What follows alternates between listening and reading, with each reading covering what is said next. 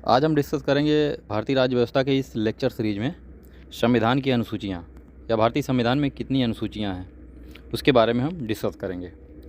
तो सबसे पहले जान लेते हैं कि भारतीय संविधान में भारतीय जो संविधान है उसमें कुल 395 अनुच्छेद 12 अनुसूचियाँ और 22 भागों में विभाजित हैं। तो 12 अनुसूचियाँ हैं। लेकिन जब मूल संविधान बना था उस समय जब संविधान बना था या जब लागू हुआ था 26 जनवरी 1950 में, उस समय संविधान में कुल 8 अनुसूची थी, 8 थी। बाद में 9वीं अनुसूची, 10वीं, 11वीं और 12वीं बाद में संविधान संशोधन अधिनियम के द्वारा इसे जोड़ा गया है। तो हम डिस्कस करते हैं कौन कौन सी अनुसूचियाँ हैं, उसमें क्या क्या प्रावधान किए गए हैं। तो पहला क्वेश्चन हमारा रहेगा, फर्स्ट क्वेश्चन है भारतीय संविधान में कुल कितनी अनुसूचियाँ हैं। तो भारतीय संविधान में कुल, अभी हमने बताया था कि कुल 12 अनुसूचियाँ हैं। जब मूल संविधान बना था उस समय कितनी अनुसूचियाँ थीं? उस समय थी 8, उस समय 8 थी। लेकिन अब वर्तमान में कितनी है? 12 हैं। तो सबसे पहले देख लेते हैं कि पहला जो संविधान संशोधन हुआ था जब 8 अनुसूची थी, तो पहला संविधान संशोधन कब हुआ था? 1951 में। पहला हुआ था 1951 में। पहला संविधान संशोधन अधिनियम कब हुआ? आया 1951 में। तो उसमें 9वीं अनुसूची जोड़ी गई, अनुसूची 9। तो कुल अनुसूची कितनी हो गई थी 1951 में? 9 हो गई थी। फिर उसके बाद 10वीं अनुसूची क्या है? जो 10वीं है वो दल बदल के आधार पे, जैसे कोई भी राजनीतिक दल में कोई भी सदस्य हो, कोई मेंबर हो, जो सदस्य हो, सांसद या संसद का सदस्य हो या विधानसभा का, अगर वो कोई दल बदलता है, किसी और दल में जाता है, तो उसकी सदस्यता के बारे में, उसकी अहर्ता के बारे में, निर्हरता के बारे में उसका जो प्रावधान किया गया है वो संविधान के अनुसूची 10वीं में किया गया। और ये कब जोड़ी गई है? 10वीं जोड़ी गई है 52वें संविधान संशोधन 1985 के द्वारा, 1985। अब 10 हो गई। और 73वें संविधान संशोधन अधिनियम के द्वारा 11वीं अनुसूची जोड़ी गई थी।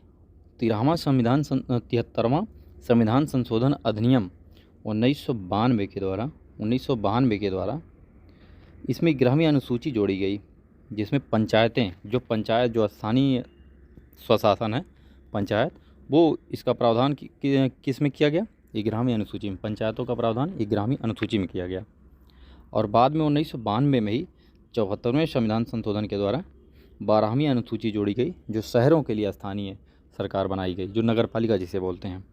तो हमारा क्वेश्चन है कि कुल कितनी अनुसूचियाँ हैं? तो अब क्या है? 12। सही आंसर है ऑप्शन सी, 12। नेक्स्ट क्वेश्चन है, निम्नलिखित कथनों पर विचार कीजिए।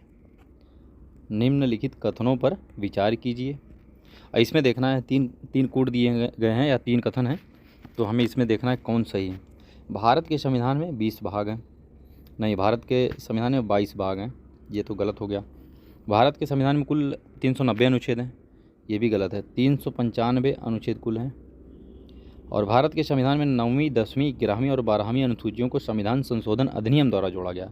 हाँ, ये ठीक है। अभी हमने बताया था कि जो मूल संविधान में कितनी अनुसूची थी? 8 थी। बाद में 9वीं, 10वीं, 11वीं और 12वीं अनुसूचियाँ जोड़ी गई हैं संविधान संशोधन करके।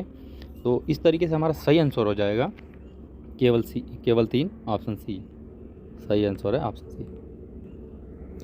नंबर 3, भारतीय संविधान की निम्न दी गई अनुसूचियों में से कौन सी एक राज्यों के नामों की सूची तथा उनके राज्य क्षेत्रों का ब्यौरा देती है?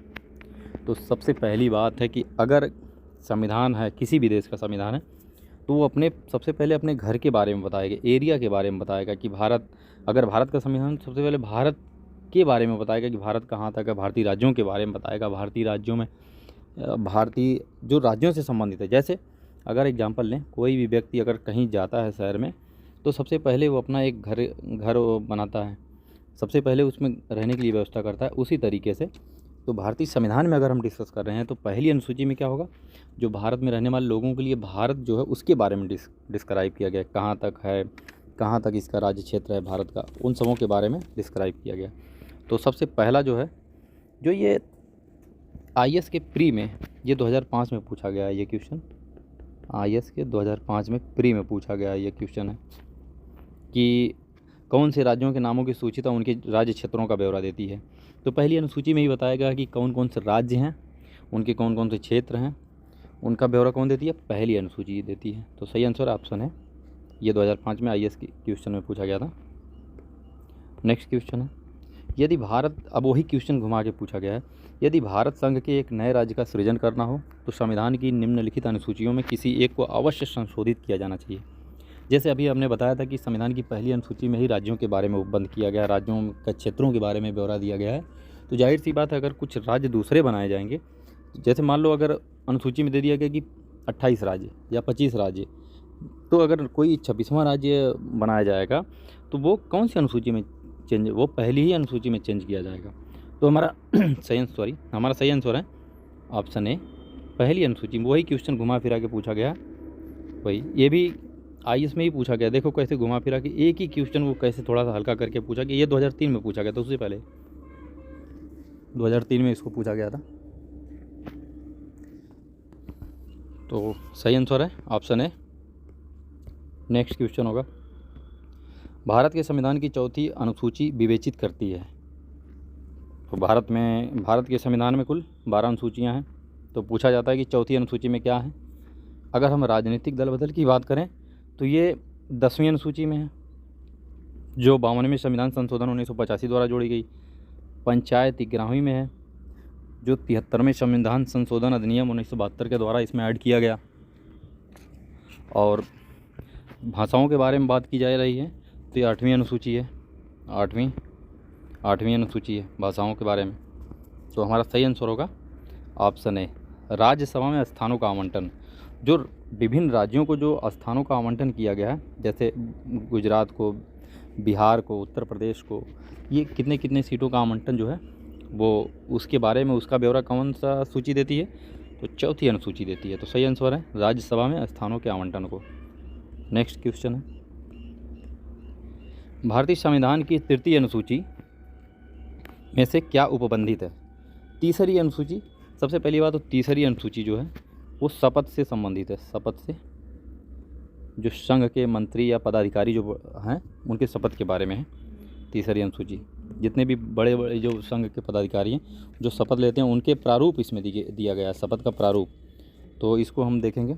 ये PCS मेंस 2017 में पूछा, PCS प्री 2017 में पूछा गया है, 2017 में पूछा गया था PCS के, UP PCS के 2017 में। तो हम इसके बारे में जान लेते हैं क्या क्या कथन है। संघ के मंत्री के लिए पद की शपथ का प्रारूप, तो ये सही है।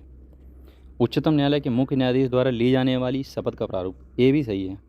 भारत के राष्ट्रपति के लिए पद की शपथ का प्रारूप, इसको बाद में देखेंगे। संसद के सदस्य द्वारा ली जाने वाली शपथ का प्रारूप, अगर मंत्री द्वारा ली जा रही तो संसद का सदस्य ही मंत्री बनता है, तो ये भी सही है। दोनों तीसरी अनुसूची में सबके प्रारूप दिए गए हैं, लेकिन भारत के राष्ट्रपति के लिए इसमें नहीं दिया गया है। भारत के राष्ट्रपति के लिए इसमें नहीं दिया गया, तो हमारा सही आंसर होगा 1, 2, 4। तो ऑप्शन सी इसमें सही आंसर होगा 1, 2, 4। अब भारत के राष्ट्रपति की बात है, शपथ कहाँ से लिया गया? तो भारत के राष्ट्रपति के शपथ के लिए अनुच्छेद 60 में इसके बारे में प्रावधान किया गया है। भाग 5 संविधान के भाग 5 में जो अनुच्छेद 60 है उसमें प्रावधान किया गया है कि, और प्रारूप दिया गया है कि किस प्रारूप पर भारत का जो राष्ट्रपति है शपथ लेगा। तीसरी अनुसूची में नहीं इसके बारे में कहा गया। यही इसमें ट्विस्ट है कि इसमें राष्ट्रपति को भी शामिल कर लिया जाएगा, लेकिन जो अगर क्लियर और बहुत ही ध्यान से केयरफुल पढ़ा होगा वो जान जाएगा, इसमें उसका क्वेश्चन सही हो जाएगा। तो सही आंसर है ऑप्शन सी। नेक्स्ट क्वेश्चन है, संविधान की 8वीं अनुसूची में किसका प्रावधान है? तो अभी हम पढ़ चुके हैं, इससे पहले बताया था हमने। 10वीं में क्या है? दल बदल 10वीं में है।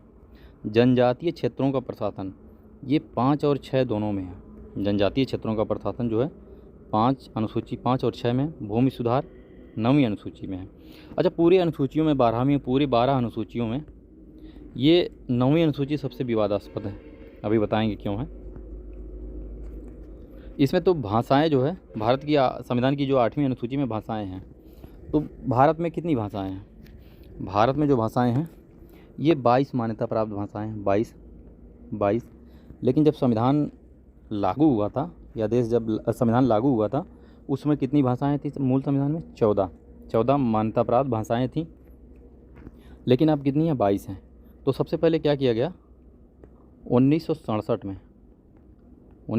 में सिंधी भाषा को जोड़ा गया। सिंधी को 14 मूल भाषाएं थी मूल संविधान में, तो 1967 में 21वां संविधान संशोधन किया गया। 21वां संविधान संशोधन के द्वारा सिंधी भाषा को जोड़ा गया। तो अब कुल भाषाओं की संख्या कितनी हो गई? 15। कुल भाषाओं की संख्या 15 हो जाती है। फिर उसके बाद नेपाली हो गया, कोंकणी, मणिपुरी को 1992 में 71वां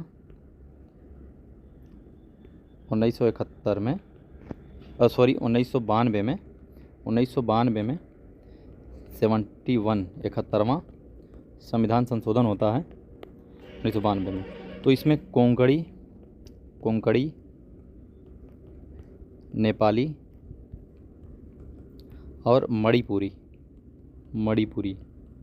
तीनों भाषाओं को मान्यता दी गई। तो अब कुल भाषाओं की संख्या कितनी हो जाती है? कुल भाषाओं की संख्या हो जाती है 18। कब? 1992 तक। फिर इसके बाद 4 भाषाओं की और ज़रूरत पड़ेगी। तो अभी क्या हुआ कि 92 संविधान संशोधन 92 संविधान संशोधन के द्वारा ये 92 संविधान संशोधन अधिनियम 2003 92 संविधान संशोधन अधिनियम 2003 के द्वारा 2004 में, यह अधिनियम 2003 में बना, उसके बाद 2004 में 4 भाषाओं को और जोड़ा गया। इसको शॉर्ट में कहते हैं BDMS। जैसे इसमें हो गया बोडो, डोंगरी, मैथिली, सांथाली। तो ये 4 भाषाओं को और जोड़ा गया। कब जोड़ा गया? 2004 में। कौन सा संविधान संशोधन था? 92वां संविधान संशोधन। और इसमें कुल भाषाओं की संख्या अब हो गई 22। तो हम पूरा डिस्कस कर लिए हैं इसके बारे में। जो इसमें सही आंसर होगा ऑप्शन ए, भाषाएँ। नेक्स्ट क्वेश्चन है, राज्य भूमि सुधार अधिनियमों को संवैधानिक सुरक्षा प्रदान करने हेतु सम्मिलित किया गया। राज्य भूमि की सुधार के लिए तो सबसे पहले ये IAS प्री में पूछा गया 2018 में, अभी रिसेंट में। बहुत इंपॉर्टेंट बताया। तो इससे हर साल क्वेश्चन IAS या PCS, किसी भी स्टेट PCS में या IAS में क्वेश्चन कुछ ना कुछ घुमा फिरा के 9वीं अनुसूची से पूछा जाता है। 9वीं अनुसूची से इसमें है क्या? इसका तो अगर हम आंसर देखेंगे तो आंसर होगा 9वीं अनुसूची, 9वीं। लेकिन इसके बारे में थोड़ा सा जान लेते हैं। राज्य भूमि सुधार अधिनियमों को संवैधानिक सुरक्षा प्रदान करने हेतु सम्मिलित किया गया। कौन सी? 9वीं। जब देश आज़ाद हुआ उस समय जो भूमि या संपत्ति का डिस्ट्रीब्यूशन था वो अनइक्वल था, असमान था। मतलब कि कुछ लोगों के पास कई हज़ार एकड़ या बहुत सारी संपत्तियां थी, लेकिन कुछ लोगों के पास एकदम भूमिहीन थी। तो इसी कमी या इसी को सुधार करने के लिए एक अनुसूची लाई गई थी राज्यों के द्वारा, 9वीं। और अगर इस 9वीं अनुसूची में कोई भी अगर राज्य कोई भूमि सुधार का कानून लागू करता है या बनाता है, अगर इसमें शामिल कर दिया जाएगा तो इसमें जो है, इसमें जो सुप्रीम कोर्ट है ये न्यायिक पुनर्विलोकन या न्यायिक समीक्षा से बच जाएगी। अगर 9वीं अनुसूची में कोई अगर विधि को डाल दिया जाए तो जो संविधान इस पर समीक्षा नहीं कर पाएगा, ये जो सर्वोच्च न्यायालय है, ये कोर्ट है, इस पर समीक्षा नहीं कर पाएगा। कोर्ट का काम क्या है कि कोई भी कानून जो है वो संविधान सम्मत है कि नहीं, उससे मतलब नहीं है किसी को फ़ायदा या नुकसान से मतलब नहीं है, उससे ये मतलब है कि ये संविधान सम्मत है कि नहीं है, ये उसका देखने का है। और इससे पहले हम देख चुके हैं कि मूल अधिकार में क्या है, अनुच्छेद 31 में संपत्ति का अधिकार दिया गया है। अब किसी की ज़मीन अगर सरकार एक्वायर करके किसी और को देगी तो क्या है कि वो अपने मूल अधिकारों के हनन के रूप में कोर्ट में जा सकते हैं। अब कोर्ट तुरंत उस कानून को क्या है, खारिज कर देगी, क्योंकि यहाँ पे विकास कार्यों के लिए सरकारों को भी ज़मीनें और संपत्ति की ज़रूरत होती है, क्योंकि हॉस्पिटल बनेंगे, यूनिवर्सिटी बनेंगे, कॉलेज बनेंगे, रोड्स बनेंगे, रेलवे, ये सब फैक्ट्रियाँ बनेंगी, ये सब के लिए सरकारों की भी ज़मीनें। और सरकारें पहले किसके? सामंतों या सरदारों या राजाओं की जो पहले रियासतें थीं उनके अंडर में थी। तो संपत्ति के अधिकार को ही सबसे पहले ख़त्म किया गया पहले अनुच्छेद में। पहले जो संविधान संशोधन किया गया था 1951 में, उसमें संपत्ति के अधिकार को भी ख़त्म किया गया था, मूल अधिकार से हटाया गया था, उसको वैधानिक अधिकार बनाया गया था। तो इसीलिए 9वीं अनुसूची में कोई भी अगर विधि बना दिया जाए और इसमें डाल दिया जाए तो इसमें न्यायिक समीक्षा नहीं होगी, इसीलिए ये बहुत ही विवादित रहती है। लेकिन अब इसमें 2007 में IR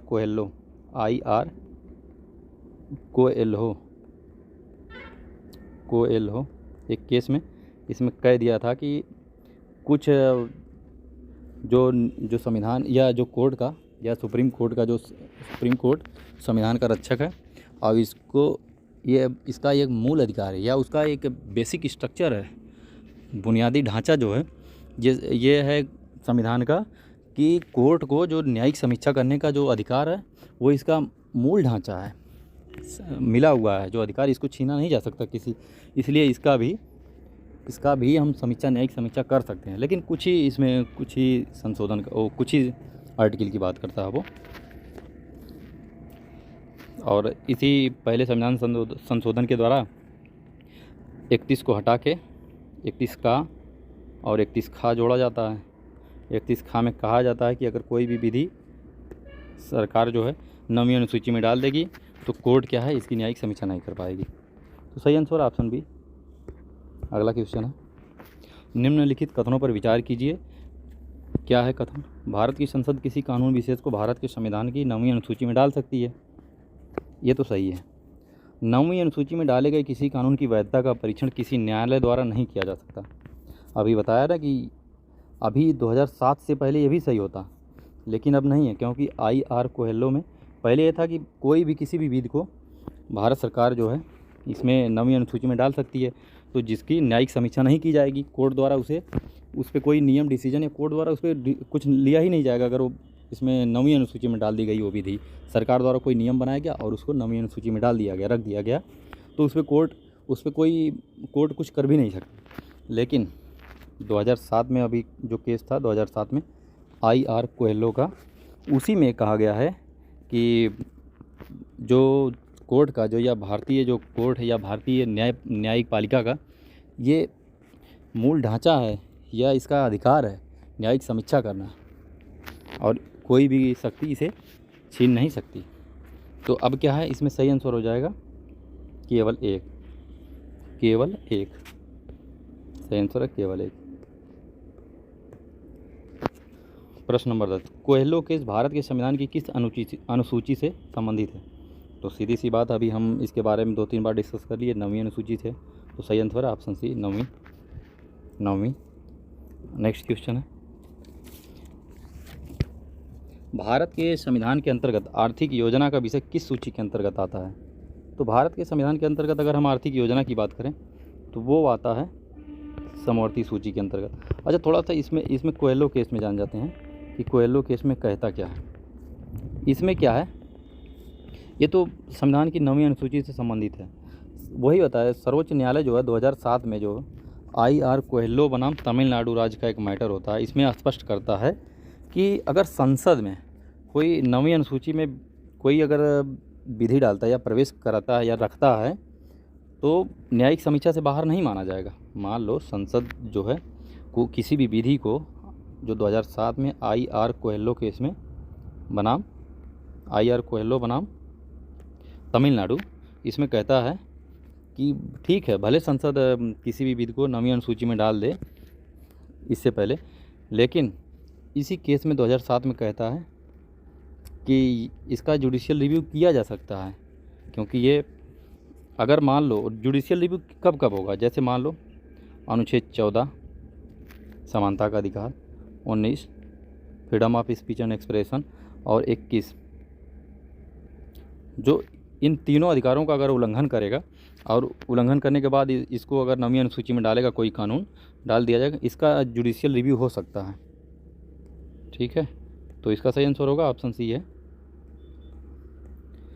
भारत के संविधान के अंतर्गत आर्थिक योजना का विषय किस सूची के अंतर्गत आता है? तो आर्थिक योजना का विषय जो ये समवर्ती सूची के अंतर्गत आता है। जैसे भारत में 3 सूचियाँ, संघ सूची, राज्य सूची और समवर्ती सूची, ये 7वीं अनुसूची में दिया गया है। 7वीं अनुसूची को 3 सूचियों में बांटा गया है, संघ सूची, राज्य सूची, समवर्ती सूची। और संघ सूची पे जो संघ या केंद्रीय सूची, तो संघ सूची जो है इस पर कौन कानून बनाएगा? इस पर बनाएगा केंद्र सरकार बनाती है कानून। और राज्य सूची पे भी जो कानून कौन बनाती है? राज्य में जो विषय दिए गए हैं उस पर कानून राज्य बनाएगी, और समवर्ती में दोनों बनाती हैं। तो जो आर्थिक योजना का विषय है ये बनाया गया है समवर्ती सूची में, क्योंकि इस पे दोनों के लिए बनाया गया है समवर्ती सूची में। समवर्ती सूची में दोनों बना सकती हैं। जैसे योजना आयोग जो बनाया गया था ये समवर्ती सूची का विषय है, योजना आयोग। तो सही आंसर है ऑप्शन सी, समवर्ती। नेक्स्ट क्वेश्चन है, जानवरों के प्रति क्रूरता की रोकथाम को भारतीय संविधान की किस अनुसूची में रखा गया है? जानवरों के प्रति क्रूरता की रोकथाम के लिए भारतीय संविधान की किस अनुसूची में रखा गया है? तो ये रखा गया है समवर्ती सूची में, इसको भी समवर्ती सूची में। जैसे कोई भी एनिमल या किसी भी जानवर के प्रति दोनों कानून बना सकते हैं, राज्य भी बनाता है और केंद्र भी बनाता है। इसीलिए जो दुधारू पशु हैं, दुधारू पशु, इस पे रोक लगाई जा सकती है काटने से, इसका स्लॉटर करने से इसको रोक लगाई जा सकती है। और इस पे जो पशुओं का जो निर्यात होता है, इनके मांस का निर्यात होता है, इस पे केंद्र सरकार भी कानून बनाती है। इसलिए जो इनकी क्रूएल्टी और इसके बारे में जो भी कानून है ये समवर्ती सूची में है। तो यानी कि इस पे दोनों कानून बना सकते हैं। तो सही आंसर है ऑप्शन सी, समवर्ती सूची। अगला क्वेश्चन, निम्नलिखित में से कौन सा विषय समवर्ती सूची का है? समवर्ती सूची वह है जिसपे केंद्र और राज्य की सरकार, केंद्र की सरकार और राज्य की दोनों का अधिकार होता है कानून बनाने का। लेकिन अगर दोनों एक साथ कानून बना दें तो केंद्र वाला कानून ज़्यादा मान्य होगा, यह हावी रहेगा।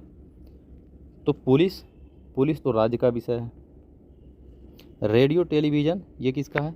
इस पर केंद्र सरकार कानून बनाती है, जो रेडियो हो गया, टेलीविज़न। विदेश मामले कौन देखता रहा? केंद्र सरकार देखती है। तो सीधे सा बच गया कि समवर्ती सूची कौन सी है? आपराधिक मामले। क्योंकि जो आपराधिक मामले होते हैं, चाहे वो केंद्रीय कानून का उल्लंघन करोगे तब भी केंद्र सरकार भी इस पर, जैसे मान लो कोई रेलवे की संपत्ति वो केंद्रीय है, अगर कोई उल्लंघन करता है तो उसको जब पकड़ती है तो पुलिस ही पकड़ती है। पुलिस क्या होती है? राज्य की। इसलिए ये दोनों से संबंधित है, केंद्र और राज्य दोनों से है। तो ये समवर्ती सूची में आपराधिक मामले। बाकी ये राज्य का है, ये दोनों केंद्र का है, और ये दोनों का है। तो सही आंसर है ऑप्शन बी, आपराधिक मामले। नेक्स्ट क्वेश्चन है, निम्नलिखित में से कौन सा सही सुमेलित नहीं है? पूछा गया कौन सा सही सुमेलित नहीं है? सार्वजनिक स्वास्थ्य और स्वच्छता। तो सार्वजनिक स्वास्थ्य और स्वच्छता कौन देखता है? जनगणना, राज्यसभा में सीटों का बंटवारा, दल बदल विरोध। अब देखो, अभी हमने बताया था कि दल बदल का कानून कौन सी अनुसूची में? 10वीं में है। राज्यसभा में सीटों का बंटवारा 4थी अनुसूची में है। जनगणना क्या है? संघ सूची का विषय। जनगणना कौन कराती है? भारत सरकार की कराती है, ठीक है। और सार्वजनिक स्वास्थ्य और स्वच्छता राज्य सूची का विषय है। सार्वजनिक स्वास्थ्य और स्वच्छता कौन देखता है? आसपास लोकल एरिया में, ये राज्य सूची का विषय है। तो इसमें जो सही है ये सही है, सार्वजनिक स्वास्थ्य और स्वच्छता राज्य सूची का विषय, जनगणना संघ सूची का है, और दल बदल विरोध ये 10वीं अनुसूची में है। लेकिन राज्यसभा में सीटों का आवंटन क्या है? ये 4थी अनुसूची में, दूसरी में नहीं है। तो यही हमारा गलत हो जाएगा। तो यही हमारा सुमेलित नहीं है। हमारा ऑप्शन क्या होगा? यही होगा 13 का सी, राज्यसभा में सीटों का बंटवारा। नेक्स्ट क्वेश्चन है, निम्नलिखित में से 2 बार 13 नंबर लग रहा पड़ गया। निम्नलिखित में से कौन सा विषय समवर्ती सूची में है? तो ये भी पूछा गया कौन सा विषय समवर्ती सूची में है। जैसे रक्षा, देश की रक्षा कौन देखता है? केंद्र सूची में है। पुलिस राज्य सूची में है। कृषि भी राज्य सूची का विषय है। राज्य सरकार इस पे कृषि पे कानून बनाती है, राज्य। लेकिन शिक्षा क्या है? शिक्षा पे दोनों कानून बनाते हैं, शिक्षा पे दोनों कानून बनाते, इसलिए यह समवर्ती सूची का विषय है। तो सही आंसर होगा ऑप्शन सी, शिक्षा। नेक्स्ट क्वेश्चन है, शिक्षा जो प्रारंभ में राज्य सूची का विषय था उसे समवर्ती सूची में कब स्थानांतरित किया गया? जो शिक्षा अभी हमने पढ़ा था कि समवर्ती सूची में है, वो जब संविधान बना था उसको राज्य सूची में रखा गया था। तो राज्य सूची में रखने के कारण जब राज्य शिक्षा के बारे में, शिक्षा पे कोई कानून बनाती थी तो उतना बढ़िया इम्प्लीमेंट नहीं कर पाती थी, क्योंकि यहाँ वित्तीय अभाव, राज्यों में वित्तीय अभाव भी होता है। सबसे ज़्यादा जो केंद्र, और ये डिपेंड किस पे होते हैं? वित्त के क्षेत्र में केंद्र पर ही डिपेंड होते हैं। तो इसको क्या काम किया गया? उसको 42वें संविधान संशोधन 1976 द्वारा इसे समवर्ती सूची में डाल दिया गया कि चलो दोनों, केंद्र और राज्य दोनों के सहयोग से अब शिक्षा रहेगी, इसलिए दोनों के द्वारा इस पर खर्च किया जाता है शिक्षा पे। तो सही आंसर है ऑप्शन सी, 42वें संविधान संशोधन 1976 द्वारा। और भारत के संविधान की निम्नलिखित में से कौन सी एक अनुसूची में दल बदल विरोधी कानून विषयक प्रावधान है? तो अभी हमने देखा था भारत की उसमें संविधान में दल बदल किस में है? तो दल बदल का जो कानून है वो 10वीं अनुसूची में है। अगर हम छठवीं अनुसूची की बात करें तो 5वीं और 6वीं बताया था हमने कि जनजातीय क्षेत्रों के प्रशासन के बारे में, दोनों 5 और 6। लेकिन अगर हम 6 की बात करें तो इसमें AMTM असम, मेघालय, त्रिपुरा और मिजोरम की जनजातीय क्षेत्रों के प्रशासन के बारे में है 6वीं अनुसूची में। 9वीं अनुसूची में है कुछ विधियों की, जो कुछ विधियों के बारे में है, जो 9वीं अनुसूची है, जो भूमि सुधार से संबंधित है। और 10वीं अनुसूची में क्या है, दल बदल के बारे में है। तो सही आंसर होगा 10वीं अनुसूची, दल बदल। अगला क्वेश्चन है, भारतीय संविधान की 7वीं अनुसूची के अंतर्गत राज्य सूची में निम्नलिखित में से किसका उल्लेख है? तो भारतीय संविधान में जो 7वीं अनुसूची है, 12 अनुसूचियों में से जो 7वें नंबर की अनुसूची है, उसमें 3 अनुसूची बनाई गई है। संघ सूची, संघ, राज्य और एक समवर्ती सूची। तो पूछा है कि 7वीं अनुसूची के अंतर्गत राज्य सूची में निम्न में से किसका उल्लेख है? तो शिक्षा क्या है? ये है शिक्षा क्या है, समवर्ती सूची में है, समवर्ती सूची में है। वन क्या, ये रेलवे पुलिस क्या है, ये राज्य सूची में है, राज्य सूची में। रेलवे जो है ये राज्य सूची का विषय है। बाकी ये भी समवर्ती में, ये भी समवर्ती में। बिजली विभाग भी समवर्ती में आता है, दोनों कानून बनाते हैं। वनों के बारे में भी दोनों कानून बनाते हैं, शिक्षा के बारे में भी दोनों कानून बना सकते हैं। तो ये तीनों क्या है, समवर्ती सूची में। लेकिन रेलवे पुलिस, एक रेलवे में 2 पुलिस होती है, एक को बोलते हैं GRP, गवर्नमेंट रेलवे पुलिस, एक को बोलते हैं RPF, रेलवे प्रोटेक्शन फोर्स। तो जो RPF होती है ये सेंट्रल की होती है, लेकिन जो GRP होती है ये राज्य की पुलिस होती है। और GRP का काम होता है कि अपने राज्य में, जैसे अगर यूपी से कोई ट्रेन गुजर रही है तो अपने राज्य में उस ट्रेन को सही से, मतलब सही सलामत उसको राज्य से बाहर करना, या राज्य में उसका संचालन सही सलामत हो जाए, कोई इस पर खतरा ना हो, ये राज्य की जिम्मेदारी आ जाती है। तो रेलवे पुलिस क्या है, ये राज्य सूची का विषय है। नेक्स्ट क्वेश्चन, तो हमारा सही आंसर है ऑप्शन सी। नेक्स्ट क्वेश्चन है, पंचायती राज विषय निम्नलिखित में से किस सूची में सम्मिलित है? तो पंचायती राज के बारे में बात कर रहे हैं। तो पंचायती राज सीधी सी बात है, ये राज्य सूची का विषय है, पंचायती राज्य सूची का। तो सही आंसर ऑप्शन बी है। नेक्स्ट क्वेश्चन है, भारत के संविधान की किस अनुसूची में विभिन्न राज्यों में अनुसूचित क्षेत्रों के प्रशासन और नियंत्रण के लिए विशेष उपबंध है? तो अभी 2 अनुसूची हम बताए थे, 5वीं और एक 6वीं। तो इसमें 5वीं दिया गया है जो अनुसूचित क्षेत्रों के प्रशासन के बारे में बताएगा, प्रशासन नियंत्रण के बारे में। तो 2 अनुसूचियों में, 5वीं और 6वीं में, लेकिन ऑप्शन में केवल 5वीं है, तो यही सही होगा, 5वीं में। 5वीं, तीसरी में शपथ है, 7वीं में 3 सूचियाँ हैं, संघ सूची, राज्य सूची, 9वीं सूची में भूमि सुधार के बारे में है। तो सही आंसर होगा 5वीं अनुसूची में है।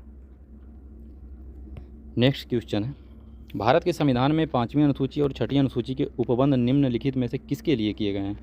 तो वही अभी 5वीं और 6वीं किसके लिए किया गया है, ये पूछा गया है। नंबर ए, अनुसूचित जनजातियों के हितों के संरक्षण के लिए, राज्यों के बीच सीमाओं के निर्धारण के लिए, पंचायतों की शक्तियाँ प्राधिकारों उत्तरदायित्व के निर्धारण के लिए, सभी सीमावर्ती राज्यों के संरक्षण के लिए। तो सीधी सी बात है, 5वीं और 6वीं क्या है, जनजातियों के, अभी बताया था ना, 5वीं और 6वीं किससे संबंधित है, जनजातियों से, कि उनके जो संरक्षण के बारे में, संरक्षण नियंत्रण, जो उनका प्रशासन होगा और संरक्षण और नियंत्रण कौन करेगा, उसके बारे में उपबंध 5वीं और 6वीं में किया गया। 5वीं में तो जैसे असम, AMTM, असम, मेघालय, त्रिपुरा और मिजोरम का जो उपबंध किया गया वो 6वीं अनुसूची में किया गया। बाकी इसके अलावा जितनी भी जनजातियां हैं उनके बारे में, उन क्षेत्रों के बारे में, इन चारों स्टेट के अलावा जितनी भी जनजाति किसी भी स्टेट में रह रही हैं उनके सारे प्रावधान किस में किए गए हैं, 5वीं में किए गए हैं। अगर राज्यों के बीच सीमाओं का निर्धारण करने की बात करें तो ये पहली में है, और पंचायतों की शक्तियाँ, उनके प्राधिकार, दायित्वों की बात करें तो ये 9वीं अनुसूची में रहेगा। सभी सीमावर्ती राज्यों के संरक्षण के लिए, तो ये तो ऐसे ही दे दिया गया है एक एक्स्ट्रा। तो हमारा सही आंसर होगा ऑप्शन ए, अनुसूचित जनजातियों के हितों के संरक्षण के लिए, ये सही आंसर है। ये जो है ये पूछा भी गया है, ये IAS के प्री 2015 में पूछा गया है, क्योंकि जनजातियों से संबंधित है ना। तो IAS और PCS में जनजातियों से और क्षेत्रों से बहुत क्वेश्चन पूछा जाता है, पंचायत से। नेक्स्ट क्वेश्चन है, संविधान की अनुसूची 6 इनमें से किस राज्य में लागू नहीं होती? अभी हमने बताया था ना, AM, PM, असम, मेघालय, त्रिपुरा, मिजोरम। तो असम भी है, मेघालय भी है, त्रिपुरा है, मिजोरम की जगह मणिपुर दिया गया, तो यही नहीं है, इसमें लागू नहीं होती 6वीं अनुसूची, मणिपुर में, इसकी जगह मिजोरम है। नेक्स्ट क्वेश्चन है, संविधान की 11वीं अनुसूची निम्नलिखित में से किससे संबंधित है? तो 11वीं अनुसूची हम बताए थे कि अभी 73वें संविधान संशोधन 1992, 73वें संविधान संशोधन अधिनियम 1992 के द्वारा एक पंचायतों को क्या है, संवैधानिक दर्जा दिया गया। 11वीं अनुसूची जोड़ी गई, तो क्या है, पंचायतों से या पंचायती राज से। सही answer option B, panchayat. Next question है, संविधान की 11वीं अनुसूची में कितने विषय हैं? तो जो पंचायत बनाया गया है, पंचायत, उसको कितने विषय दिए गए हैं कि कितने विषयों पर अपना काम करा सकता है? तो उसमें टोटल 29 विषय दिए गए हैं, 29। जो 12वीं अनुसूची, 74वां संविधान संशोधन करके 12वीं अनुसूची जोड़ी गई, जिसमें नगर पालिका बनाया गया। ये तो गाँव के लिए पंचायत बनाई गई 73वें संविधान संशोधन अधिनियम 1992 के द्वारा, और इसमें क्या है, 29 विषय दिए गए। लेकिन जो 12वीं अनुसूची 74वें संविधान संशोधन 1992 के द्वारा किया गया, उसमें 18 विषय बताए गए नगर पालिकाओं के लिए कि 18 विषयों पे ये कानून बना सकते हैं। और ये हमारा लास्ट क्वेश्चन है इसी के साथ। तो हम पूरे सभी अनुसूचियों के बारे में अगर आप ध्यान से इसको देखेंगे तो सभी अनुसूचियाँ इसमें कवर हो जाएंगी। तो हमारा नेक्स्ट लेक्चर होगा उद्देश्य या प्रस्तावना, इसके बाद उसके बारे में सारे सभी क्वेश्चन जानेंगे। फिर हम राज्य और उसका राज्य क्षेत्र, फिर नागरिकता से आगे हुए क्रमानुसार आगे चलेंगे। तो थैंक